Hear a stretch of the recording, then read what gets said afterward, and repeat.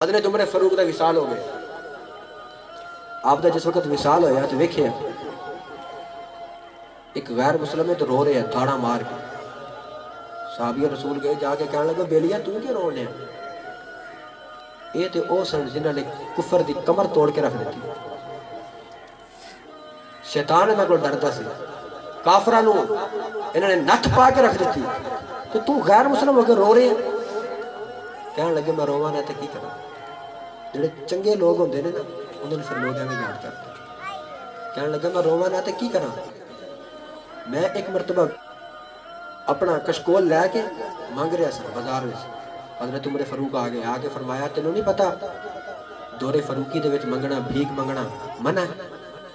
तो मैं अर्ज की उमर फारूक मेरे बच्चे भी कोई नहीं, मेरे जिस्म च भी साह कोई नहीं, मैं खुद भी कुछ नहीं कर सकता, कोई संभालने वाला भी नहीं।